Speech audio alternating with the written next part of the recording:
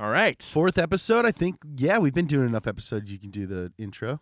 Hello, and welcome back to Past Gas by Donut Media. Nice. Yes. Good start. Keep going. I love I'm your it. host, Nolan Sykes, and joining me as always is one of my best friends, What? James Pumphrey. No way. Yeah. I love the energy. It's crazy, I love right? that you told people about our relationship, gave some context to our discussion. It's good stuff, right? Yeah, why don't you catch the audience up on the past few episodes? Because this, All right. as you know and I know already, is the fourth part in a 4-part series of Ford v. Ferrari. Okay, so if you haven't listened to our previous episodes, you should probably go do that first before you listen to this. But Yeah, you're coming in the fourth act. if you don't have time for that, Episode 1, we learn about the life of one Enzo Ferrari and his rise to sports car empire. Very interesting guy. Episode 2, we learned about Ford's failed first attempt at beating Ferrari. It was a poop show. Yeah, they tried to buy Ferrari, then they tried to beat him, and they failed. Episode 3, we learned about Mr. Carroll Shelby, another one of our favorite automotive figures, and a little bit about his life and what he did to help Ford try to win again. They failed again. That's okay, because today we're going to learn about the 1966 running of the 12 Hours Le Mans. I said 12. That's weird. We're going to learn about the 1964 running of the 24 Hours of Le Mans.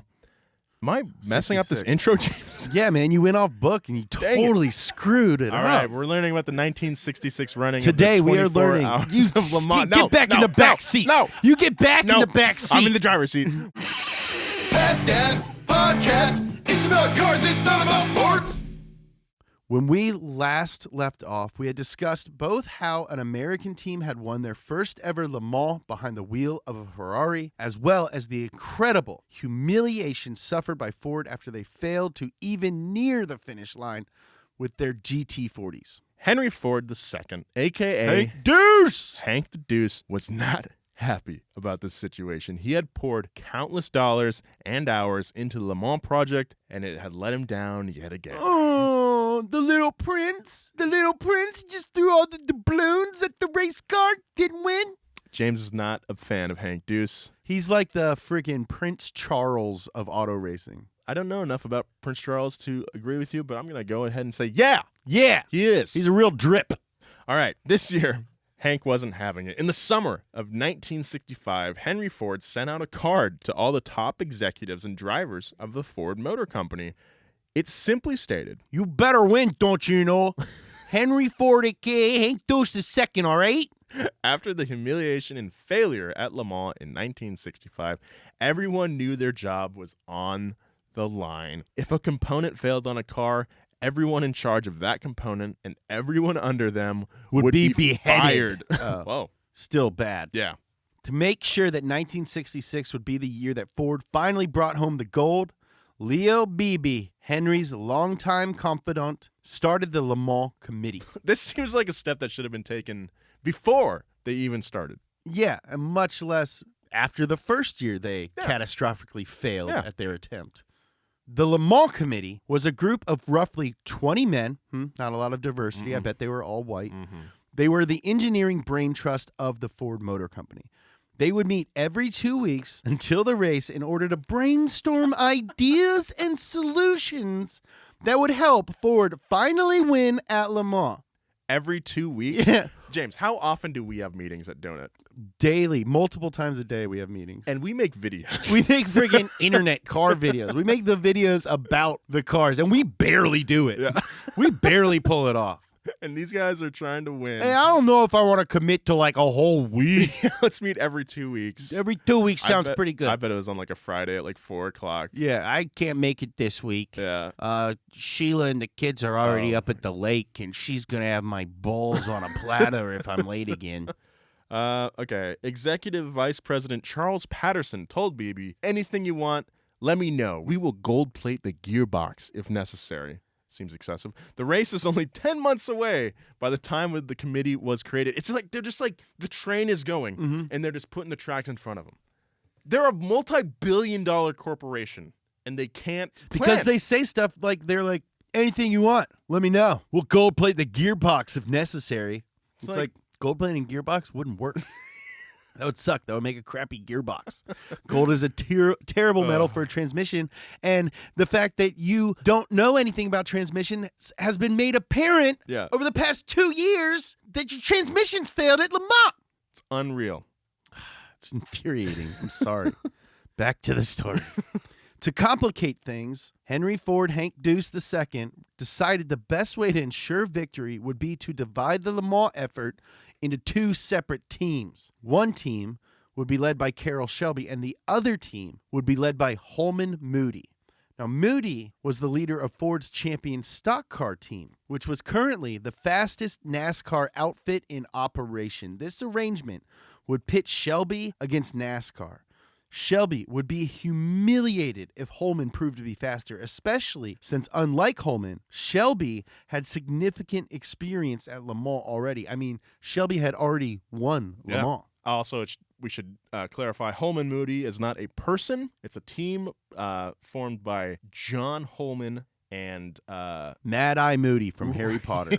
Ralph Moody. So Ralph Mad Eye Moody. It's 2 teams. It's not a man. Pitting their own men against each other was a strategy Henry Ford II had stolen directly from Enzo Ferrari's own playbook. Almost immediately after the first Limo Committee meeting, the team flew down to Daytona International Speedway to begin testing.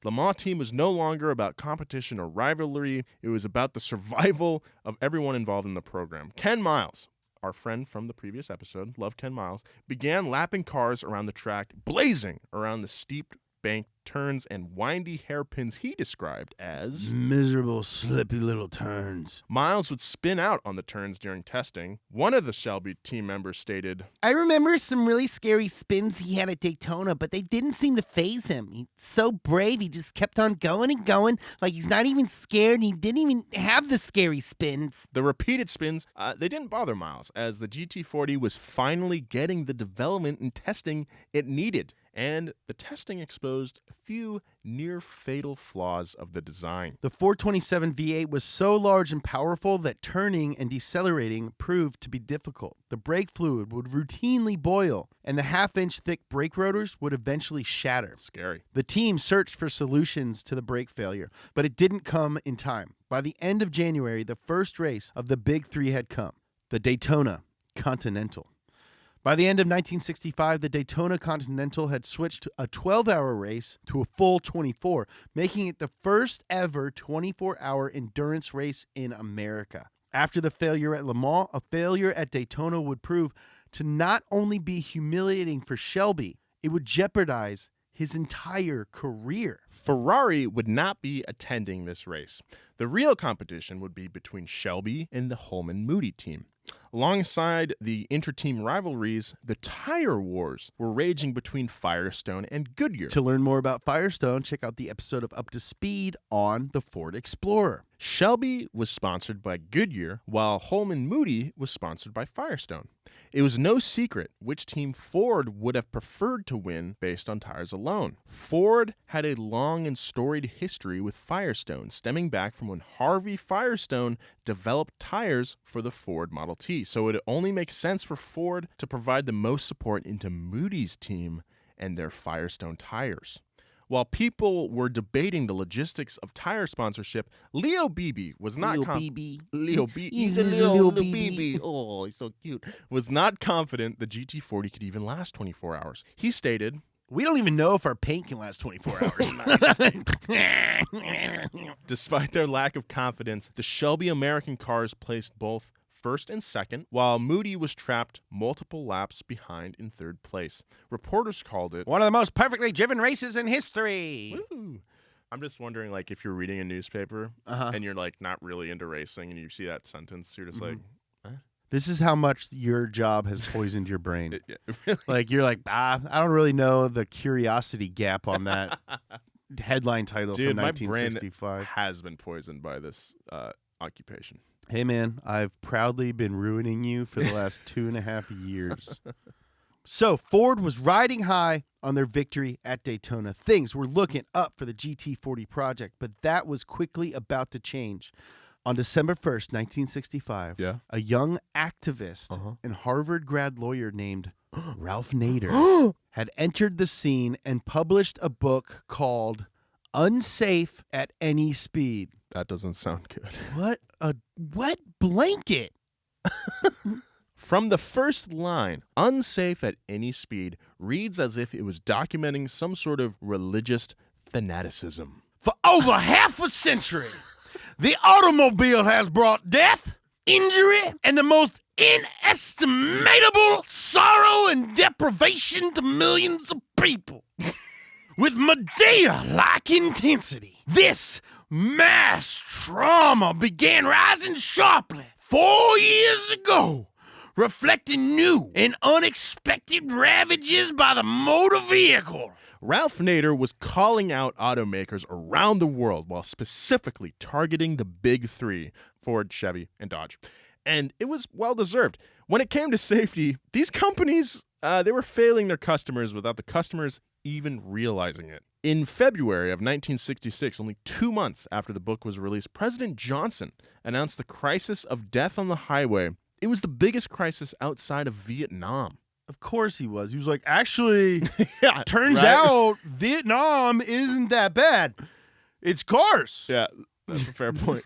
American automakers had a big problem on their hands as people needed someone to blame. After all, only 4 years earlier in 1962, Henry Ford II had publicly destroyed a copy of the Detroit Safety Resolution. Tank Deuce. Coincidentally, that was the exact same time that Nader claimed automotive-related injuries and death began to spike on our nation's roadways. It's like he destroyed like an ancient talisman. Yeah. And he's like, oh, what's this old book?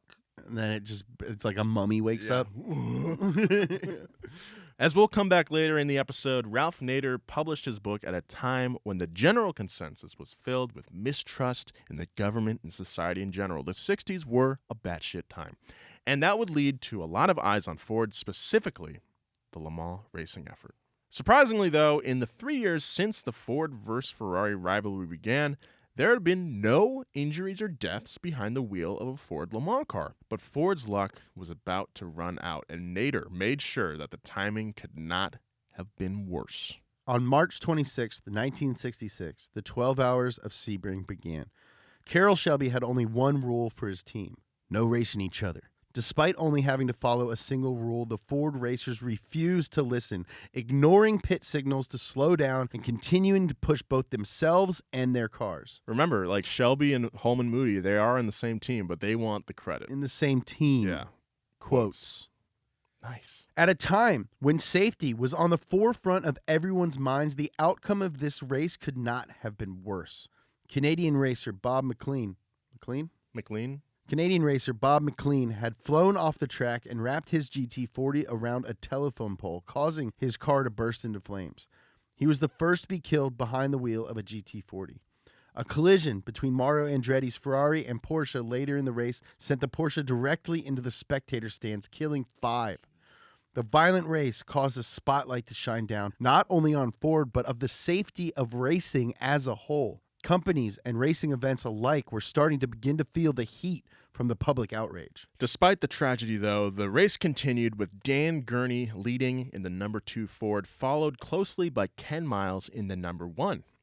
Gurney led the race until the very end, where his engine decided to give up the ghost just a few hundred yards from the finish. Ken Miles rocketed past Gurney and took the checkered flag, giving him the first place victory at 2 of 3 major events in 1966. So he won at Daytona as well, correct? Mm-hmm. Yeah. Gurney was left pushing his car to the finish line, which actually led to him being disqualified from the race. I believe the cars have to cross under their own power. Where was Ferrari during this race, you might ask?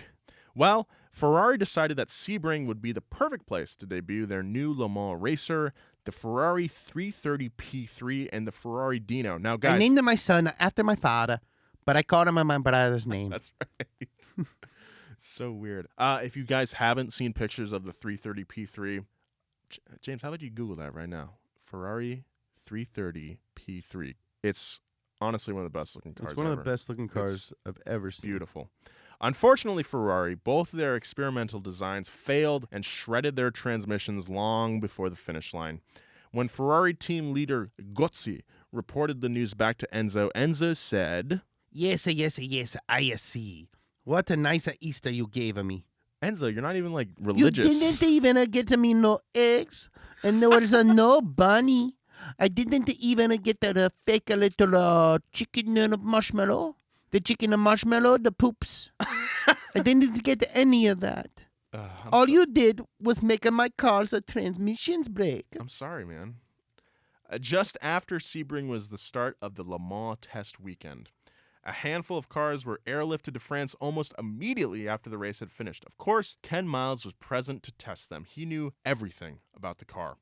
And at the unlikely age of 47, he knew the GT40 would be what would give him a victory at Le Mans. Miles was repeatedly cracking speeds of over 200 miles per on the track, and that was upsetting fellow test driver and veteran racer Walt Hansgen, who was also present.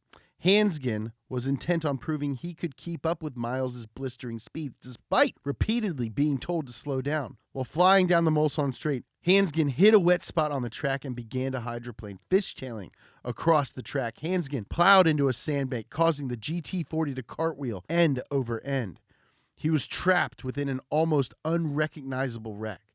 During the test weekend of 1966, Surtees set the fastest lap time yet again in the 3:30 P3.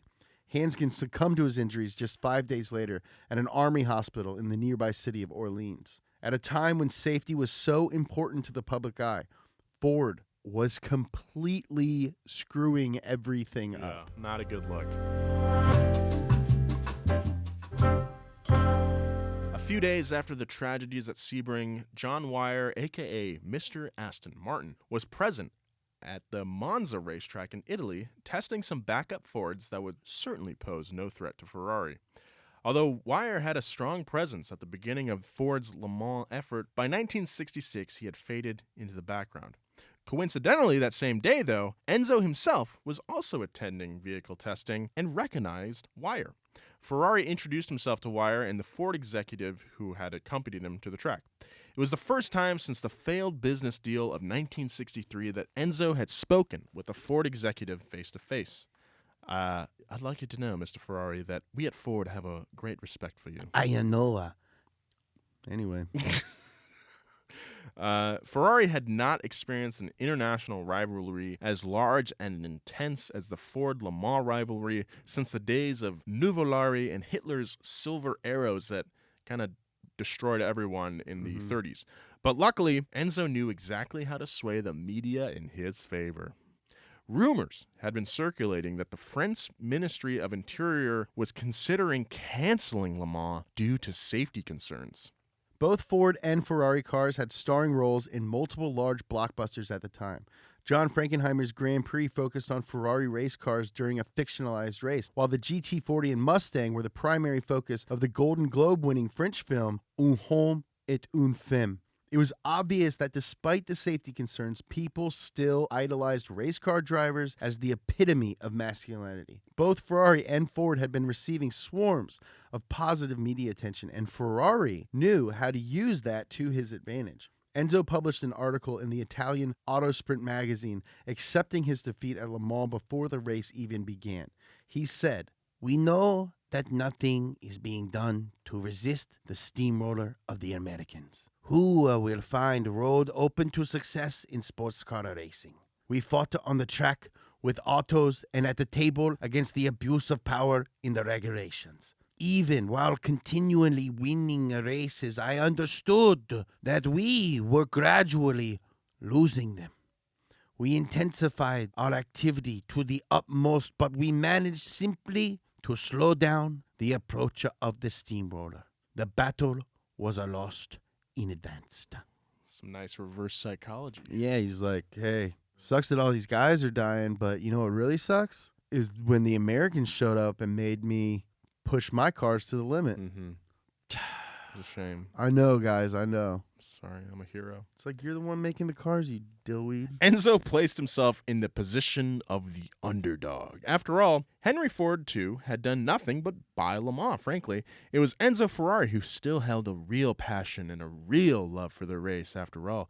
He knew that by being the underdog, he would help save the reputation of his company and shame Ford's entire racing effort in the case that Ferrari did lose at Le Mans. I know They suck, man. So let's take a little step back and talk about Ralph Nader. By the time Ferrari had admitted defeat to the Meteor, Nader's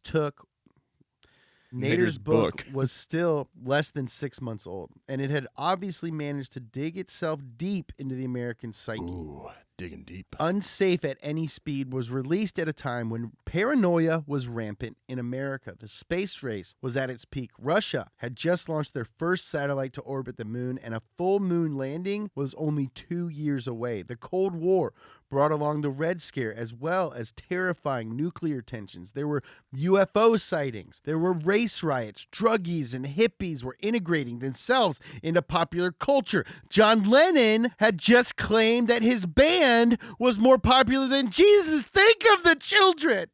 America was changing, and the people were finally opening their eyes and beginning to question society around them. The Vietnam War had taught us to ask, can we trust our government? Unsafe at Any Speed taught us to ask, can we trust our cars? While everything else that was happening in the 60s helped open America's eyes, it was Nader's story that really struck a chord with the people.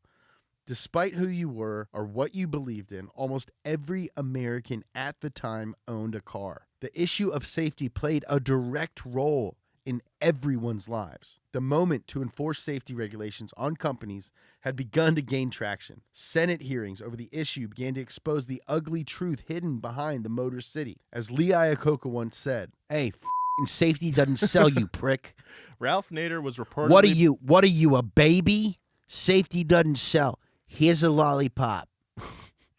Ralph Nader was repeatedly stalked and threatened, especially by employees of these car companies.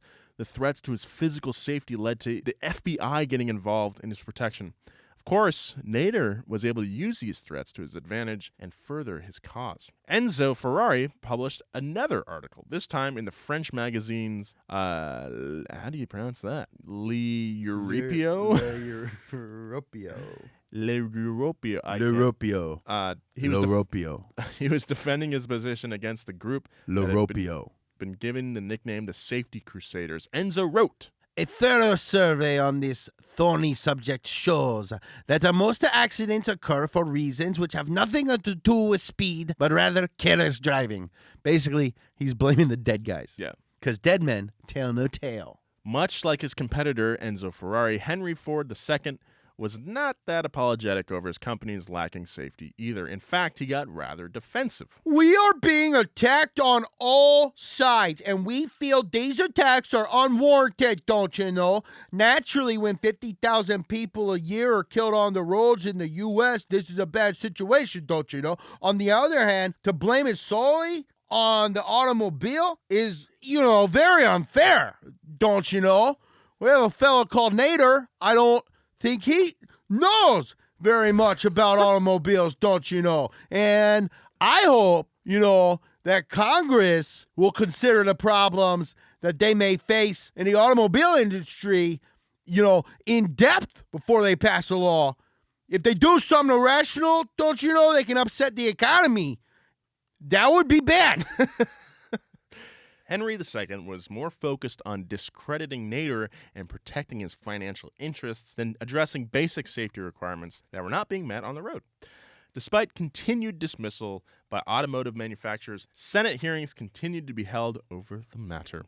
Congress soon enacted what would become the National Traffic and Motor Vehicle Safety Act of 1966. This would be the first time the government had ever imposed any sort of regulation on the automotive industry. Safety was now the hottest buzzword in Detroit. Yet, despite the controversies surrounding the company, Henry Ford II was still officially invited to the 34th Le Mans Grand Prix d'Endurance to serve as honorary Grand Marshal. I bet he paid to do that. I think so as well. He's like, Hey, don't you know, I'll give you a bunch of money if you make me the Grand Marshal. And they're like, such a wimp move. Like, he can't win. Maybe I'll be the Grand Marshal. maybe I'll be the face of the race, huh? Yeah. Ferrari and Ford basically took the official positions regarding safety of, screw it, we're going to race anyway. What are you going to do about it? Try and stop us? Hey, didn't think so. While all of this was going on, engineers throughout Dearborn, Michigan hurried to meet deadlines in their laboratories as the race day neared. Every eventuality at Le Mans had to be thoroughly considered and addressed. There were apparently multiple nervous breakdowns and early retirements among team members due to all this stress.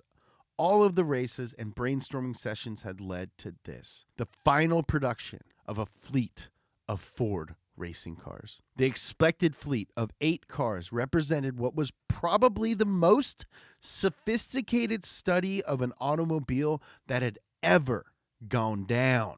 Yeah, I think that's something we got to keep in mind is like this, like, I feel like Ferrari is more like the spirit of racing, you know, in this story. And then Ford, it's all about like the science, you know. Yeah. Like Yeah, it's like in Rocky. Rocky 4? 4. Yeah. Where Rocky like is training in the snow. Yeah. And lifting chopping wood. chopping logs. Yeah. Yeah, and Drago is just like getting punched in the stomach by a robot. Yeah. But Ferrari is Rocky and Ford is Drago. Yeah. Dude, at the beginning of this series, you told me that I might come around on Ferrari. Mm-hmm. I'm starting to. I think you might reverse. Okay, back to the show. Engineers examined the fleet extensively, making modifications wherever they could to boost performance. Alterations to the combustion chambers were made that were so small they were invisible to the naked eye. Those minute operations unearthed another 35 horsepower. Woo! Woo! More power, baby. More power, baby! More power, baby. Electrical wire was insulated and protected up to 275 degrees Fahrenheit, and all the switches and bulbs were borrowed directly from Ford's heavy-duty truck line. Even the windshield wipers were taken seriously, as the entire system was pulled directly from a Boeing 707, geared to sweep at speeds at up to 115 sweeps per minute. That's more than a single sweep a second. Ugh. Are you aware that the Boeing 707 is an airplane? Yeah. Okay, great. Yeah, that's an airplane. Transmission engineers. Remember, this was the weak point in the previous cars. Big weak spot. Big weak spot. Both times. Both years. This is third time's the try. Transmission engineers worked to iron out every detail possible. A team of 2 drivers would spend a total of 3.6 hours at a time in the act of simply rowing through the gears some 9,000 times. Engineers within Ford's reliability labs were trying to solve the issues with the brakes. The Frisbee-sized brakes had to absorb a total of 12,597,900 pound-feet of kinetic energy every lap and cope with temperatures that spiked over 1,500 degrees Fahrenheit. Unreal. To deal with the wear and tear that would eventually destroy the rotors, a quick change system was designed by the Shelby American team that would take a skilled pit crew a single minute to change out all the brakes during the race. That's insane. Dude, this sounds like ba-na-ba, ba-na-ba. There's like, oh, we're going to get it this year. They're finally taking it seriously. Yeah, finally. They're like the Mighty Ducks. They're like, turns out we do have to practice. Yeah. That's what, yeah. The flagship of the entire development operation was hidden away in test room 17D, deep within Ford's engineering and research complex. It was nicknamed the Indoor Laboratory Le Mans. Inside, a 427 Ford engine was connected to a special new test bed that had been developed by General Electric for millions of dollars. The system was rigged to what was, at the time, a highly advanced computer. The team had programmed the exact engine speeds and gear shift patterns used by Ken Miles during the Le Mans test weekend. Yeah! James, the computer would then drive... They built a sim! Yeah, would drive through a near-exact simulation to test the endurance of the engine.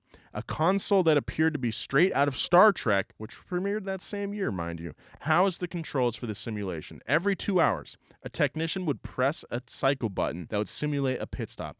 Every time the engine failed the endurance test, they would completely disassemble the engine and do a full inspection. Then they would put it back together and do it all over again. They would not stop testing until the engine can survive not 1, but 2 full 24 hours of Le Mans simulations in a row. Sick. That's 48 hours of Le Mans. That's crazy.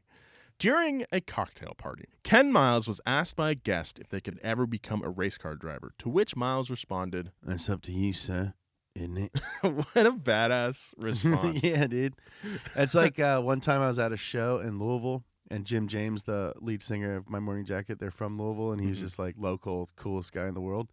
And I looked at him and I recognized him. And I was like, "You're Jim James, aren't you?" And he goes, "Sometimes." I was like, "Hell yeah." It's badass. Later at the same party, when he was asked about his chances, Miles said, "I feel our chances at Le Mans are pretty good. These cars are built for Le Mans." Cool, dude. Yeah, dude. Everyone on the Ford team knew that they had built a winning car that year, and everyone knew Ferrari's days were numbered. Things were finally looking up for Ford, but how were things going over at Ferrari? Terrible. Ferrari was keeping up with its reputation of being filled with rampant infighting. Enzo Ferrari was looking for replacements for champion driver John Surtees. The Ferrari team manager Ghazi had made a very serious accusation against Surtees. He claimed that Surtees had shared design secrets during his time at Lola International. Jeez. While Enzo seriously doubted the validity of these accusations, Surtees was a ticking time bomb. He constantly was getting into disagreements with the rest of the team, and he vehemently hated his team manager, Ghazi. There was no guarantee that Enzo would be able to maintain control over him. He had to go. Wow. Enzo had turned his attention towards Mario Andretti, a young driver who had only just fallen into the international spotlight by winning the Indy 500 with a record speed of 165.899 miles per hour. Both Nolan and I have ridden in an Indy car with Mario Andretti. It's crazy. That's, I don't know, man. You think about that sometimes and it's like, wow. Yeah, sometimes I'll stumble across the picture of me and him. Yeah. I'm just like, that's so sick. Yeah. I saw him in his underpants. I didn't get to. Lucky. Yeah, I paid extra. To Ferrari, Andretti looked to be the next Surtees, but hopefully a Surtees he would be able to maintain more control over. The weekend before Le Mans, Ferrari had arranged to announce the immediate firing of John Surtees. Enzo was to announce this at the end of the Belgian Grand Prix on June 12th. But unfortunately for Andretti, Surtees actually won the Belgian Grand Prix, and Enzo was once again driven by his pure instinct to win. He decided to keep Surtees. I was just a kitty. He was deciding to keep Surtees on the team and suspend the announcement until after Le Mans. Final preparations had begun for both teams. People braced for what they expected to be the most dangerous and lethal Le Mans of all time. This racetrack is a cornfield airstrip in the jet age. It will be a miracle if no one gets killed, stated the Detroit News on June 17th, 1966. Is that the same track as it was back then? The same location, the Mulsanne Strait is still the same road, but there's that chicane before the finish line. I don't think that was there, but it's essentially the same, yeah. Crazy. For Ford, the talent pool for the race was severely limited. In a single unfortunate weekend, a handful of crashes had forced the Ford Motor Company to fall short on a number of drivers. On June 4th, racer A.J. Foyt, who had been contacted to race in Le Mans, had an unfortunate incident regarding his race car and a wall. His car burst into flames, and he had to crawl through the fire to get out of the wreckage. He's quoted as saying, "I knew I had to do it or I would burn up in there." That's insane. He suffered major burns to his hands and the side of his face, so he was out of the race. Mm-hmm. That same day, Ken Miles' teammate, Lloyd Ruby, who we talked about. Lord Ruby, who we talked about in the last episode, went down in a plane crash right outside of the Indianapolis Motor Speedway Airport and suffered a fractured spine. It's crazy that he survived. Phil Hill also had a falling out with Ford management and signed on with another team, none other than the Chaparral team run by Jim Hall. The same team that had humiliated Carroll Shelby a year earlier. Chaparral. If the Chaparral beat Ford, especially with an ex-Ford driver, it would go down as one of the most embarrassing races in Ford's history. And Ford has had a lot of embarrassing races. They've been embarrassed twice now. Yeah, This is not basically good. their whole racing history has been a big embarrassment. Yeah, Leo Beebe needed drivers. Little BB. Leo Beebe. But to his surprise, most drivers refused to race no matter how much money was offered, simply because it was so dangerous. At the last minute, Ford reached out to Mario Andretti, who signed on because he put it... Money talks, what else can I say? Is that how he's... That's not how he sounds. Yeah, he talks like this. Money talks, what can I say? I'll allow it. There was only one hiccup to signing on Andretti. He was contracted with Firestone Tires, which meant he would have to race with Holman Moody's Ford team. The atmosphere before the race was intense, to say the least, as Shelby, a master wordsmith, so wisely put, win or lose, I'm flying home on Monday, and I'm going to hide for a while where no Ford man or French man can find me. Because to tell you the truth, I'm sick of both the Ford mans and the French mans. I cook up a batch of chili and eat a chicken.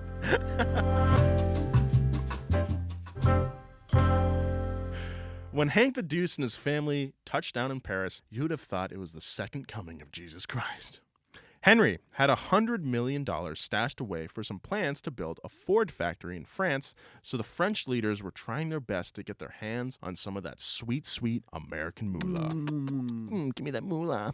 The Ford team set up operations in an old Peugeot garage near the track. Inside, the garage was the size of a football field, but despite the massive size, it was soon filled with over 100 team members, the 8 cars Ford had entered the race, and lots of support equipment. Bruce Mclaren arrived at the garage and was absolutely stunned at the current size of the operation. He had been one of the first drivers hired by Ford when this whole thing began in 1963. As one can imagine, he probably looked at the cars and said something along the lines of, wow. Wow. Throughout the past few years, Mclaren had been cementing his reputation outside of Le Mans as one of the most innovative engineers and racers in the world. He had just launched his own Formula One team only 1 month earlier under the moniker McLaren. Simple. McLaren was not afraid to put his life on the line, especially in a race. In fact, he had recently published his biography where he basically wrote his own epitaph. To do something well is so worthwhile that to die trying to do it better cannot be foolhardy. It would be a waste of life to do nothing with one's ability, for I feel that life is measured in achievement, not in years alone. I love that. Yeah. Didn't he had another great quote in the first episode. Yeah, I can't remember. I think he said something like, that car's faster than a shit through a goose. McLaren was invited back to the Ford team, and despite being contracted to Firestone Tires, Shelby believed that his expertise was so critical to the future of this team that he still managed to bring McLaren onto the Shelby American side once more. So he probably just like, hey, I know you're contracted to Firestone. Screw that. Yeah. Come race for me. And McLaren's like, all right. He's like, yeah, I just started my own F1 team. Yeah. Sort of, mate. Let's give him one more go. He was confident in Ford and attributing the failure in 65 purely to stubborn laziness on the part of Ford, which I think all of us listening can agree with. As the Kiwi put it, we're not screwing around like that again. We're going to go for it. While Shelby and his Ford team were contracting some of the top racers from around the world, things were not going nearly as well back at Ferrari. Surtees knew the race was going to be tough. Mechanically, our cars are well engineered and they can be driven at 99%. The thing is, if you got racers at Ford, real racers, Fueled by self-doubt in his own driving ability, as well as the rest of his teams, the world began to cave in on John Surtees. When Surtees approached his car, he noticed a third driver's name on the window. As it turned out, the Ferrari team manager had assigned another driver to Surtees' position as the hare in the race. The hare is a designated driver who's meant to drive as fast as possible in the beginning of the race, pushing the competitors' engines to their breaking point as they tried to keep up. Pretty cool. Now, Surtees was by far the most qualified for this position as he was one of the fastest drivers in the world, but the Ferrari team manager, Dragoni, seemed to disagree. The two had been feuding for years at this point, and Le Mans 1966, their rivalry would reach a boiling point. Ooh, bubble over. So Surtees, he issues an ultimatum. He would either run as the hare or he would not run at all. I am the fastest man on this team. Whatever is behind this, you the best to count me out. Well, Dragoni had spent years trying to get Surtees off the team, and not allowing Surtees to race was the final push Surtees needed to call it quits for good. He immediately exited the pits and went directly to the Ferrari headquarters and cut all ties with Ferrari. In the media, it was known as the divorce of Surtees and Ferrari. These headlines are kind of lame sometimes. This bitter end for Surtees would prove to be a massive benefit, though, for the Ford teams, as now the best Ferrari driver in the world was out of the race indefinitely. It's worth mentioning that before the race began, our boy Roy Lunn was standing at a urinal in the restroom when all of a sudden Henry the Ford II, a.k.a. Hank the Deuce, approached him while he was still peeing. Well, Roy, do you think we're going to win, don't you know? And Roy said, I think so. We've got a good shot. Normal conversation. to Normal have conversation. with your. pee in Hey, your looks hair. like you got a good shot right there. Got pee-pee all over your pants, you little baby. Race day began with the threat of rain. Crews were busy changing from dry to wet tires in anticipation of the worst. Despite the poor weather forecast, hundreds of thousands of crowd members descended on the racetrack. There was only one rule that Shelby had for his team. There was to be no inter-team competition. He means it this time.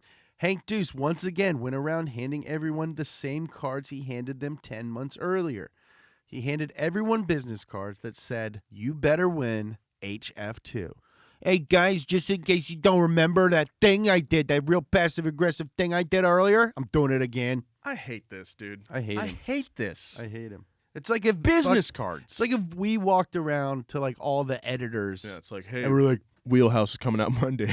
Like, better get a mill. but you're not even saying it. You walk up Yeah, to like give him a card. Colby and you just give him a card. Colby looks up, is like, I hit him up on Slack. It's called the Threat Channel on Slack. It's just like, hey, Colby, check the Threat Channel. You Ugh. better get a it's mill. just so gross, dude. It's not like this guy's won a ton of races. No. He hasn't won any. You want to race for me? You better win. Better win. You've never fucking won anything, you dork. You almost bankrupted the biggest company in the world that your grandpa started because you named a car after your dad, you dweeb. At 4 p.m., the flag dropped. But this time, it was dropped by the Deuce himself. Each racer sprinted across the pavement as fast as their legs could carry them. Immediately, Ken Miles was struck by bad luck. As he leapt into his seat, he slammed his helmet on the door frame and bent it. He was forced... Bent the door frame, not the his door- helmet. Yeah, the door frame. He bent the door frame with his head. He was forced into the pits after only one lap to fix the issue, which put him behind all the other racers. Of course, as is Le Mans tradition, the rain began almost immediately.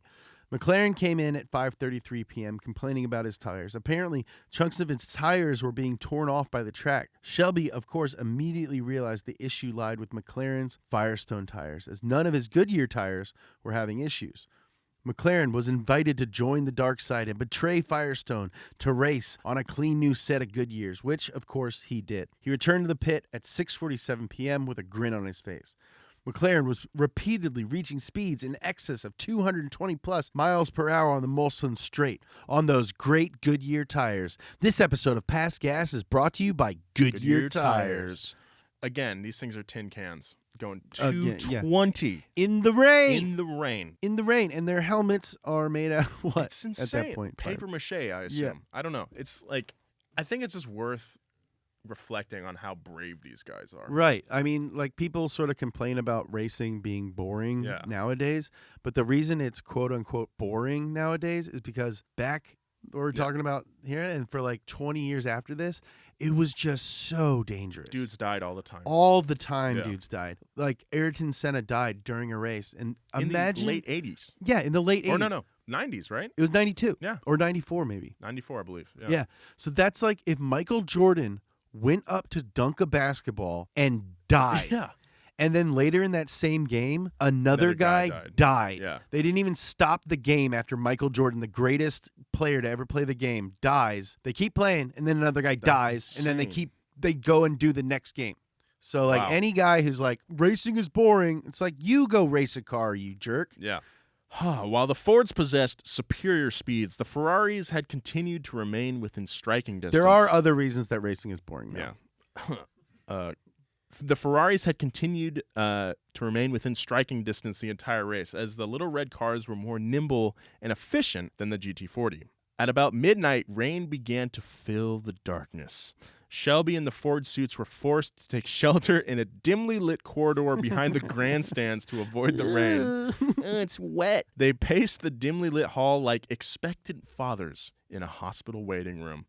While Ford had I'm going to be in the room with my wife. Yeah. I'm going to cut the umbilical cord with my teeth like a bear. Sweet. While Ford had high hopes for new racer Mario Andretti, his GT40 blew a head gasket after only 97 laps. Hey, whatever happens, happens, you know. Wasn't meant to be. The Chaparral, driven by Phil Hill with its Chevy power plant, lost its headlights and was removed from the race. At 3 a.m., news came over the loudspeaker that the Ferrari 330 P3, driven by Pedro Rodriguez and Richie Ginther, had shredded its gearbox. The P3 had been the greatest threat to Ford, and now it's out of the race. By 3 a.m., Ferrari was practically out of the race. The Shelby American team led the first 3 positions. Every Ferrari that had any chance to compete was gone, and only one of Moody's GT40s were still in the race, and it was nowhere near the front. The GT40s, Shelby's GT40s were performing phenomenally. The only issue the cars experienced were due to the brakes, which were easily replaced due to the quick change system designed by the Shelby team. There was a huge debate on the legality of such a system, as it would have taken hours to replace those rotors by a normal mechanic. But in the end, the system was approved, so Hank the Deuce and his family, Mrs. Deuce and Edsel Deuce themselves, approached Shelby in the Ford pits. They were going to win the race. That was certain. At this point, the only decision left was how they were going to win this race. The Deuce and his suits turned to Shelby and asked how he thought this story should end. Well, hell, Ken's been leading for all these hours. He should win the race. But Lil BB had a different idea. Lil in BB mind. had a different idea on mine. I kind of like to see all 3 of them cross the finish line together. You you. Shelby, of course, is a man of strong opinions, never being one to back down at an opportunity to challenge authority. Shelby said, Oh, hell, let's do it that way then. Miles was instructed to allow Mclaren to catch up as he was only 1 lap behind, but Miles was furious at this. To him, allowing Mclaren to catch up would discredit the incredible racing that Miles had just done. Miles started the race significantly behind due to his bent door issue and was about to end it 1 lap ahead of second place. He was pissed, throwing his sunglasses across the pit, shouting, So ends my contribution to this bloody motor race. Shelby knew exactly what Miles was going through and tactfully calmed him down by saying, I don't know what they told you, but you won't be fired for winning Le Mans. It was decided that the race would end in a dead heat. All top 3 positions crossed at the same time. Miles was so lame. It's so lame, dude. It's so disrespectful.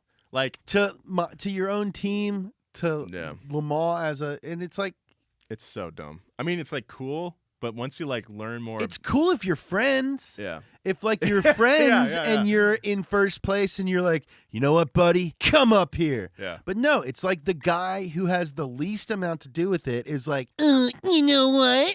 Actually, let's all go across in the flying V. Yeah. It's like, you don't even know how to skate. Like it's Mighty Ducks. Yeah, you don't even know how to skate, you dick. Yeah, that's hilarious. Also, Miles is like the only guy who's stuck with Ford this entire time. He's my favorite. Anybody, yeah. I think my favorite figure in this story. Yeah, like, it is the story Yeah. for him to win it. Yeah. That's what's like so infuriating about Hank Deuce and these other dorks from Ford, where it's like you have the story. Yeah. The guy who's been driving for you all 3 years. Oh no, that was Mclaren. Ken Miles is new. He's newish, but like he's helped the most. He just sounds like a good so guy. like so lame. Yeah. I know I said if you don't win, then you're all fired. Yeah. But Right. let's all do it together now. Because teamwork makes the dream work. He like makes them put their hands out the window and like grab. I don't know. Miles was set on winning, though, and rightfully so. He'd won at Daytona and Sebring. Victory in Le Mans would give him a triple victory at the 3 most prestigious races in the world. Miles would be the first driver to ever be awarded the Triple Crown. While they all crossed at the same time, it was obvious to everyone that Miles should have earned his Triple Crown that day. But a stipulation in the rules cheated him out of the victory. If the race ended in a dead heat, the driver who started farther back in the position would be given the victory. Unfortunately for Miles, that means Bruce Mclaren and his teammate Chris Amon started 8 meters further behind Ken Miles, which means in the dead heat, Miles placed second to Bruce Mclaren by roughly 20 feet. Ah! The team in the pit knew this. but refrained from telling the drivers as they were focused more on the photo finish than Ken Miles' triple victory. Even then, the team still attempted to appeal the official rules and argued that Ken Miles would have been handed the checkered flag. At the end of the race, confusion dominated the event. No one was certain who had actually won the race. When Miles approached the podium under the impression that he had won, he was turned away. It wasn't until minutes later that it became clear that Mclaren and Amon were the official victors of the 1966 24 Hours of Le Mans. Despite having officially won, Mclaren and Amon certainly didn't feel like winners. They stood and stared awkwardly at the crowd surrounding them. They had not intended to win this way. They had hoped to earn their win, but that did not matter to the race officials. Bruce McLaren and Chris Amon logged 3,009.6 miles and an average speed of 131 miles per hour. As far as the officials were concerned, they had won Le Mans. And to the public, Ford had finally completed what they set out to do: beat Ferrari. The Deuce, despite rarely showing emotions in public, smiled. And imagine what looks like the Terminator attempting to smile, only if the Terminator were made out of ham and mayonnaise and not synthetic skin over titanium alloy. Ken Miles stood alone in the rain. He had been screwed by a technicality. His Triple Crown victory was gone, cheated from him by a silly rule and a bunch of jerks. When Miles finally met with a McLaren in the pits, they stared at each other for a moment. Oh, man. Stare down. Finally, Miles grabbed McLaren and gave him a great big hug. At that moment, the rules didn't matter to either racer. They had both done their best, and McLaren was the winner. What a great guy. Good guy. Deserved to win. After the race, Miles pleaded with reporters, "Please be careful how you report what I said. I work for these people. They've been awfully good to me." The journalists were prepared to tear into Ford for allowing their champion driver to be cheated out of his own win by a technicality, but they largely refrained from doing so, thanks to Miles's request. He then walked into the rain and evaporated, never to be seen again. Of course, Henry the Deuce was not done. During an interview after the race, he said, "Oh, we don't want to buy Ferrari anymore, don't you know? Now who we fear most are the Japanese." This statement really cemented the fact that Henry Ford was in the race not because he appreciated the true spirit of racing, but he was in it for the money. He was not concerned with trampling over the little guy in order to get his way. He had finished dominating the Italians, and now he set his sights on the Japanese markets. Construction for the next iteration of Ford Le Mans project began almost immediately. Ford allocated $10 million. Oh my, okay. Yeah, I know. $10 million. I know. Just a reminder, they only offered Ferrari $700,000 a year. So stupid. To the 1967 racing effort. Only 2 months after Le Mans, Ken Miles began testing the newest car, dubbed the J-Car. Hey, you're listening to J-Car and the Pig in the morning. Hey, in the California desert. Testing had been going smoothly on August 17th, 1966. Ken had spent the morning tearing up Riverside's lap records in the new car when all of a sudden, the car veered sharply to the right and took flight as it tumbled down a 10-foot embankment. The violent sound of twisting and bending metal ended with a final impact that caused the wreck to explode into flames. First responders were almost immediately on the scene. They found Ken laying on his back over 15 feet away from the car. The crash was so violent that his seatbelt had been torn from its mount, ejecting him from the cockpit as the force of the accident slammed his body into the ground at incredible speed. It was obvious to the responders that he had been killed on impact. One of the most tragic parts of the accident was unfolding in the grandstands. Miles' son, Peter, had been attending the testing that day and was there to witness the horrific accident.